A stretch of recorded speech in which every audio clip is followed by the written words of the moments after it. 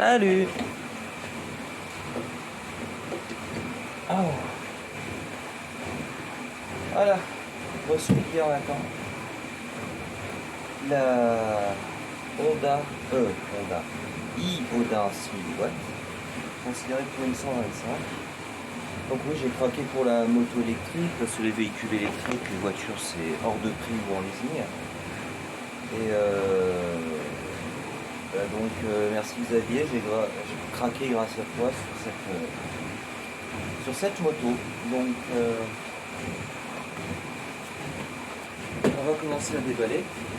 C'est hier, j'ai pas eu le temps de m'y mettre.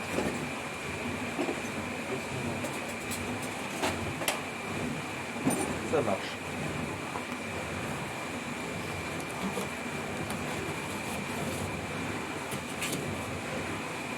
Est-ce que...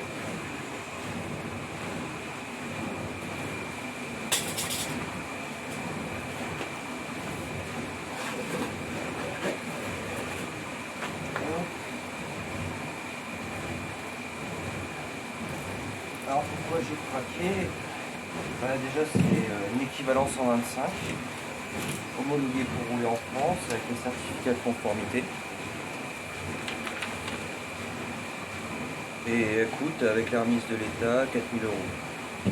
Pour un véhicule électrique, il n'y a pas plus compétitif. Donc le petit bon de livraison qui va bien.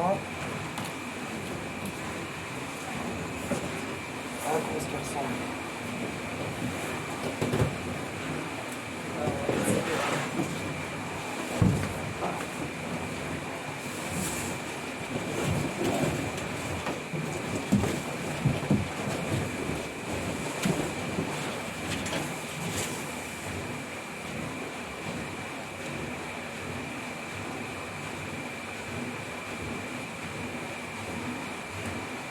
Ouais, vous voyez quoi, pour 4 000 €, elle est partiellement quitte.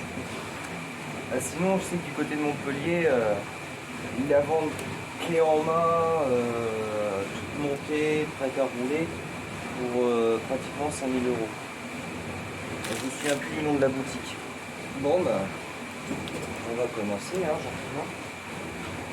Le Riesland. Ça, c'est attaché. Ah, le blanchi.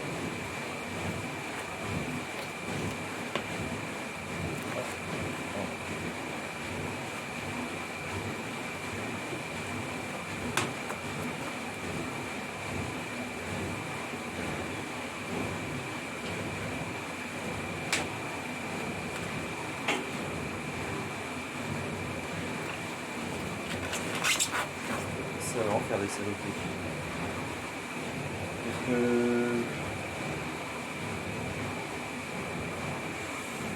Comme on dit toujours, ça peut toujours servir. Peut-être falloir que j'arrête d'être conservateur, au bout d'un moment c'est du fil de fer. On va les mettre là pour le moment.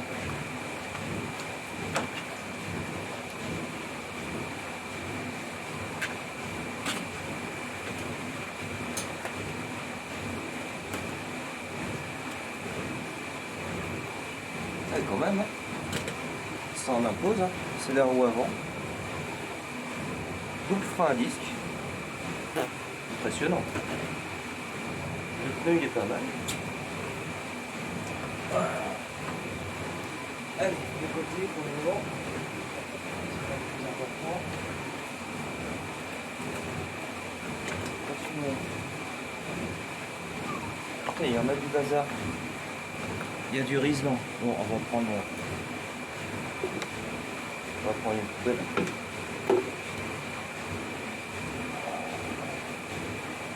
Qu'est-ce que c'est que ça? Ah, c'est beau.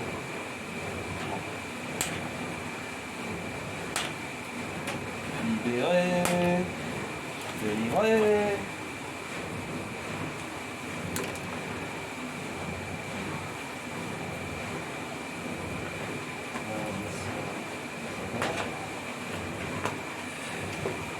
Bon, je vais mettre en pause pour garder un peu de batterie. Je vais commencer à dépioter.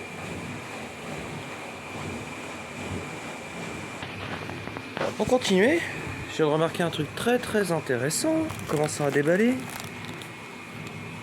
Complète Véhicule Europe certificat de conformité. Waouh. Bon, je l'avais demandé noir et je viens de m'apercevoir qu'elle est rouge. Bon, après en termes de véhicule électrique, je suis pas à mon grand essai. Mon petit vélo, je me suis fait il y a quoi? Il y a 15 ans maintenant.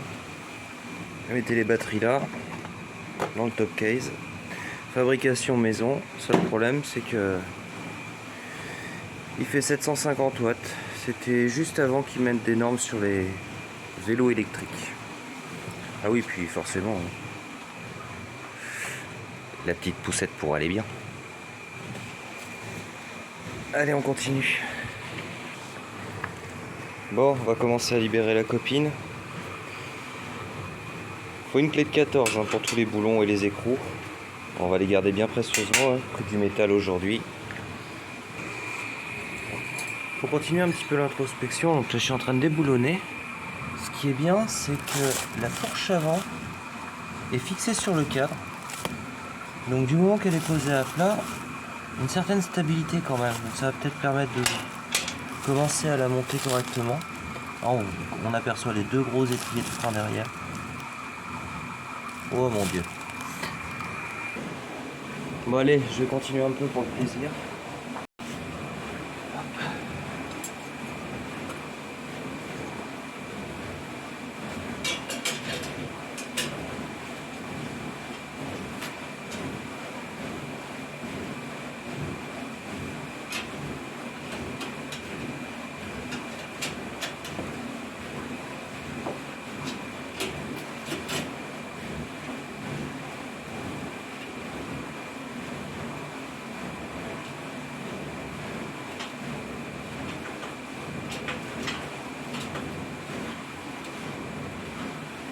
On dit que ça n'a pas été livré par DPD. Allez, j'espère. Non, le livreur est au façon pas ce matin, hier matin. Il a quand même attendu que je revienne du boulot. Par contre, ce que je reproche au transporteur en question, c'est de ne pas avoir prévu à l'avance. Si j'avais prévu à l'avance, j'aurais pas été obligé de m'absenter. Et la canne à pêche. On va virer la canne à pêche. Ça sert à rien. Ça. Ouais, un peu. De la barre de fer. On va faire une étagère avec ça.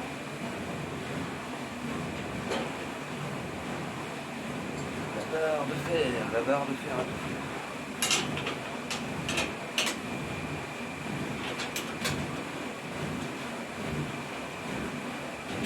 Franchement, à première vue, c'est quand même super bien emballé. Ça fait plaisir. Ça fait plaisir. En espérant que je n'ai pas les mêmes surprises que le collègue qui a reçu la séance vidéo hier, mais comme il est en vacances, il a déjà monté. Il a déjà même fait des modes là, Fabien. Mais bon. Par contre, pas de nouvelles sur la déconvenue concernant la roue. Je prends mon temps, c'est comme Noël, ça me fait un grand plaisir. Tac.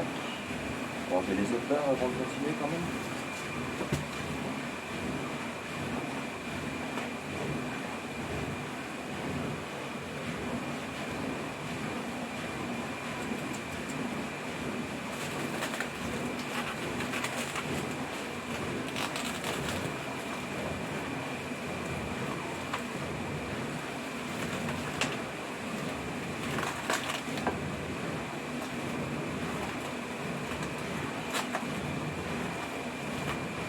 J'ai rien envie d'abîmer.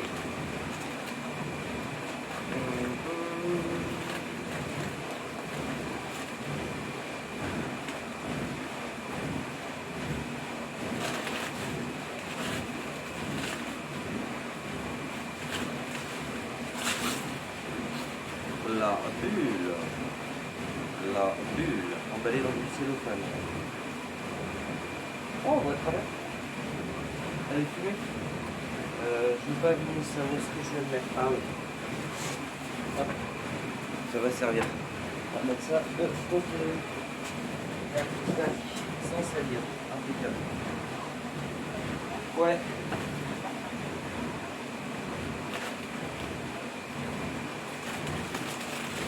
J'aime parler tout seul. Ah, la boîte. English User Manual. Manual, pas intellectuel, c'est manuel. Opérative.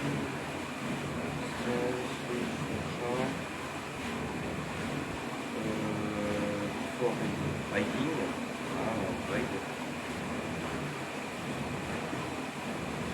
Ah, petit schéma électrique, c'est sympa ça. Ok. Ok.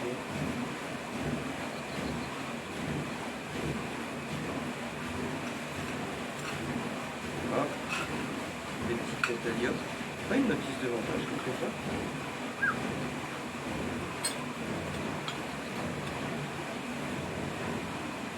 Il y a quoi là-dedans?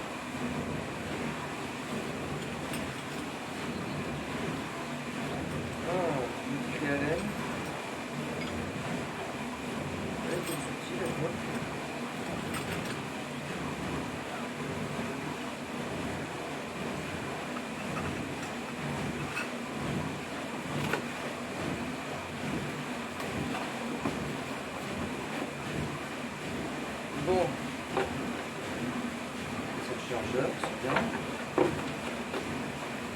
Ouais, c'est le chargeur. Ça, je sais où il finira.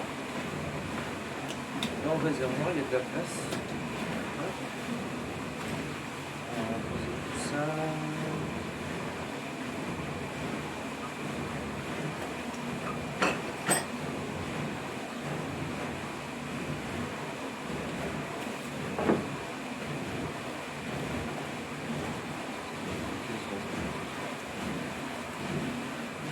Ah, nice.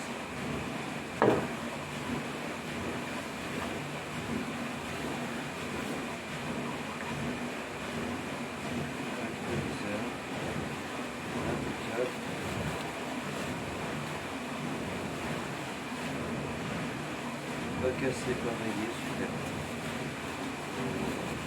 On va mettre ça de côté.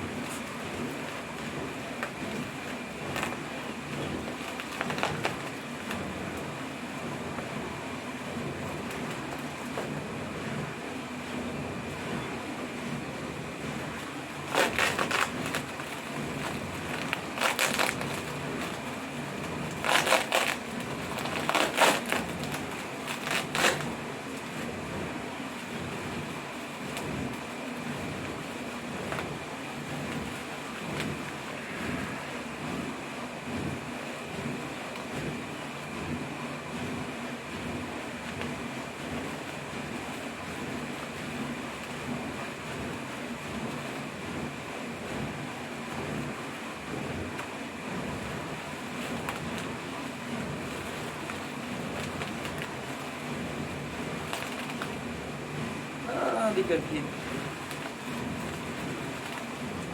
Ah putain.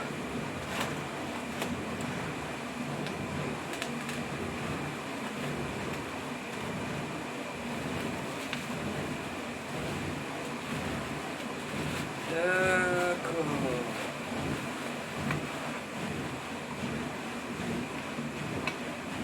Position course, position route. Oh là là. Bon. Ok, je sais ce que c'est maintenant. On va utiliser ça.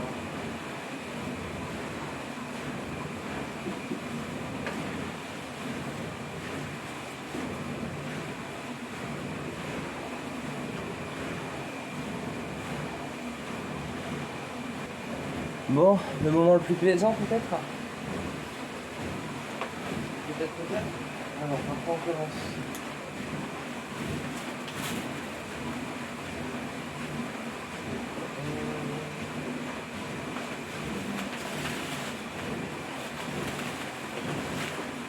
Déshabillez-moi.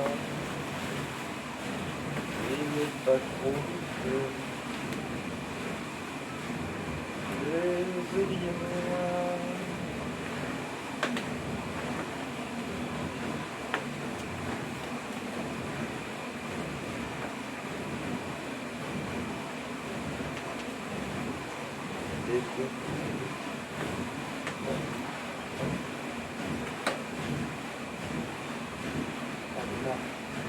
Ah, c'est qu'il y a du cellophane de partout. Ah. Regardez, si il va falloir que je démonte des pièces pour pouvoir enlever le cellophane proprement et démonter.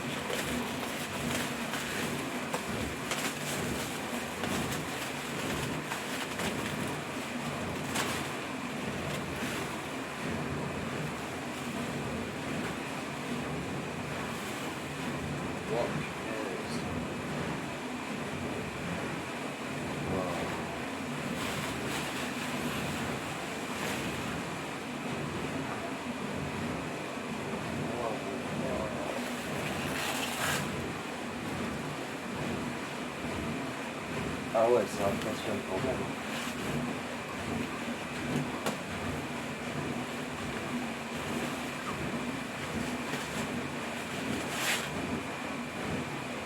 Pas comme sur les photos de musique chinoise.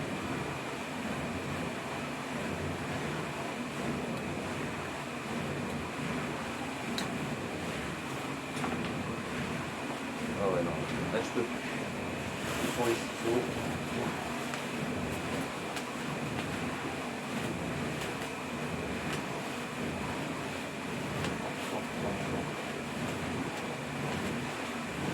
Je le dis moi, un gamin à Noël là. Un gamin à Noël. Oh là.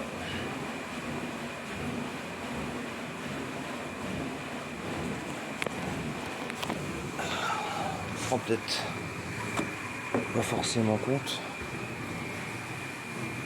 Ah non, on a un chien. C'est pas le petit modèle. Hein.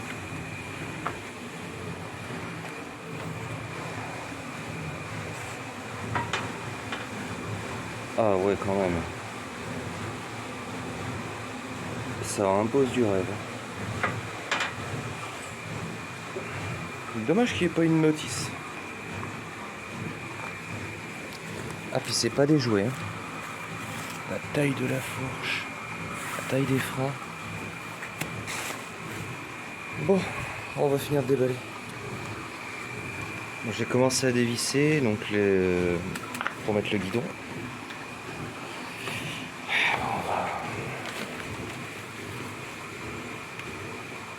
Vraiment tout est protégé.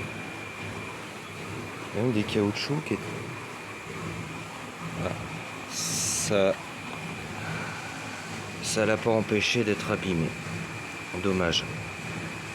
Ah, il s'est pris des coups. Quel dommage. Le liquide de frein.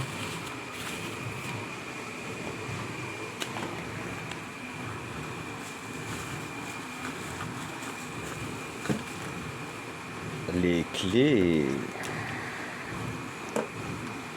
avec un double.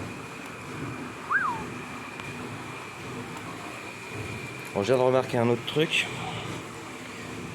Il y a eu quand même des chocs, hein. Ou manque de finition, je sais pas. Bon, on va pas se formaliser là-dessus, c'est qu'un peu de peinture. On va dire ça. On continue le déballage minutieux.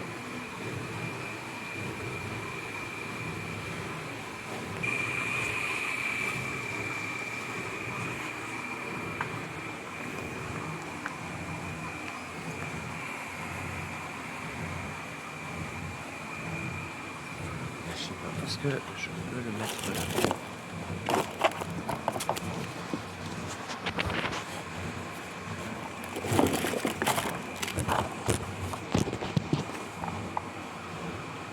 Aucune idée.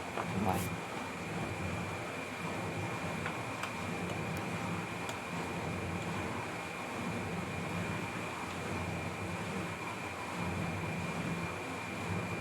Pour l'instant, jusque-là, il n'y a rien de compliqué. Il y a les clés. On va avoir deux clés de 14 pour démonter tout l'ensemble. Ici, là, il faut une clé de 15 ou 17, donc je vais utiliser une pince multiprise où j'ai bien scotché les mâchoires pour éviter de marquer.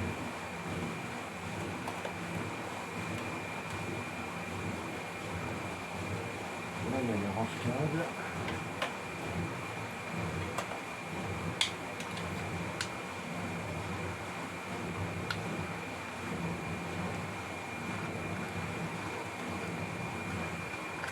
Bon, je me suis aperçu de 2-3 bricoles, mais franchement, c'est rien. Alors pour enlever le plastique, la défeuille, c'est qu'on est obligé de démonter le reste, ou alors on peut tirer dessus, mais ça reste un peu dégueulasse. Vous voyez le démonter, ça doit bien faire les choses.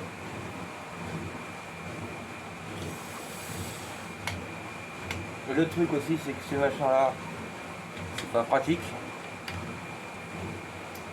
pour venir mettre les vis. Ah bon, franchement, on va pas se plaindre. Ça se passe vraiment sans notice pour le moment. C'est quand même assez facile. La clé à laine, c'est des vis qui vont dans des coins, qui vont là et qui vont ailleurs. Bon, c'est prémonté. En tout cas, alors. Donc là, par exemple, ici, il y a cette vis qui était déjà en place. Ici, là, on a un clip qu'il faut venir mettre dedans et tout vient s'aligner. C'est beaucoup de plastique. Hop. Donc oui, pour reprendre les histoires, ça fait longtemps que je voulais un véhicule électrique, sauf que les voitures, eh ben, malheureusement, c'est du leasing. Ou alors, il y a bien des voitures d'occasion, mais très franchement, même chez un concessionnaire, on ne sait jamais. J'avais vu une première fois une voiture sur le bon coin, une Blue Car.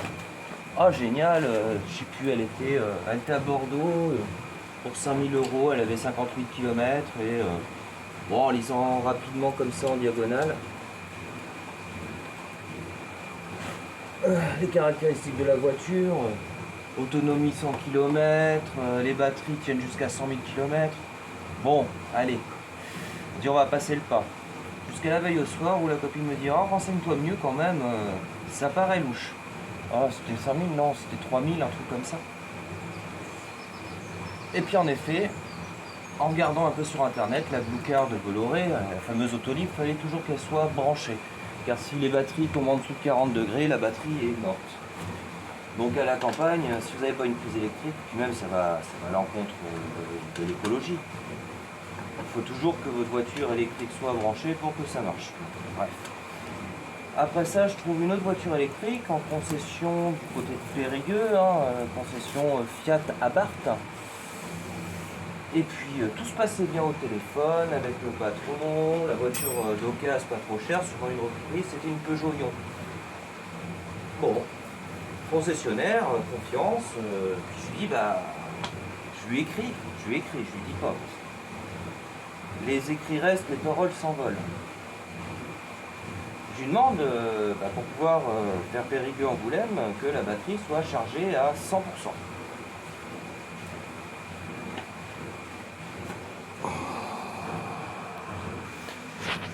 Donc oui, donc enfin bon bref, tout tout se joue. Et puis on va chez le concessionnaire parce qu'on comptait vraiment rentrer avec 2 voitures. Et arrivé sur place, ah bah non, la voiture elle est chargée qu'à 60%. Ouais, comment ça comment vous voulez qu'on aille en Angoulême là? On fait les papiers, madame énervée, comme c'est pas permis, bref. Ah c'est curieux ça. Ah c'est qu'il y a des vis en plus. La batterie elle est là. Le coupe-circuit est là. Et puis bon bref, je passe un petit peu l'histoire. Donc on repart à 6h sans la bagnole. Impossible de trouver une bande de charge gratuite parce que c'est toujours les histoires des cartes. T'as pas la carte machin, tu changes de département, c'est le bordel. D'ailleurs elle se demandait pourquoi est-ce que pour les véhicules électriques on peut pas payer directement en carte bleue par exemple, hein, comme une station-service, on recharge 2 €, allez hop, sans contact, on n'en parle plus. Mais non, ce genre de borne là ça n'existe pas. Bref. On comprendra pas pourquoi, mais moi je trouve ça à mon niveau très très aberrant parce qu'un véhicule électrique c'est la croix et la bannière. Vous voulez traverser la France, c'est pas possible. C'est pas possible, ou alors faut prévoir 3 jours à l'avance sur route. Vive les vacances quoi. Bon, pour finir mon truc, j'envoie un petit mail, là encore un écrit, hein, au patron du garage, et ça s'est juste continué par ah bah je suis désolé, j'avais demandé à mes gars, patati patata. Bref, la voiture était rechargeable à 100%. Rechargeable. Donc même chez un concessionnaire, c'est des vendeurs. Voilà. Bon, on va essayer de passer à l'étape suivante, qui va être de la mettre sur la béquille centrale. Ça serait pas mal, mais je sais pas comment je vais pouvoir faire ça. Là, elle est tenue ici, là, sur les barres. Là, elle touche rien. Là, c'est le pneu qui touche, ici. C'est tout. Donc, j'ai bien envie d'enlever les barres. Parce que ça tient avec la fourche avant. Il faudrait que je la mette sur la béquille. Et Xavier, je vais t'écouter. C'est-à-dire que... Ouais. Ah, là-dessous, là, le problème, c'est que c'est fin, ça, comme planche. Je vais pas pouvoir la mettre dessus. Ou alors, faut que je mette quelque chose de dur en travers. Je vais voir. Je vais t'écouter Xavier dans le sens où... Tiens, il y a un riselant là encore. Où je vais la mettre à recharger maintenant qu'elle est montée comme ça. Il me reste grosso modo le garde-boue, les cale-pieds, des trucs moches. La roue avant, on n'est pas loin de la fin quand même. Donc on va la recharger. Donc tu me parlais du disjoncteur de sous la selle. Je vais bien t'écouter. Oh, j'ai du mal à remettre la selle là. Ah oui, clairement. Donc là, voilà, c'est le disjoncteur dont tu m'as parlé. Donc ça doit être lui pour le mettre en route. Tac. On va voir ça après. Oh! Ça va toi ou quoi?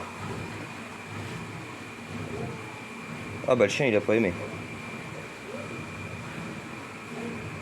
Ah, il y a une alarme dedans. Ah con. Va falloir que je lise la notice. Alors, là ici on a la prise de charge. Ok, bon on va lire la notice, voir comment on la charge et puis je vais continuer après.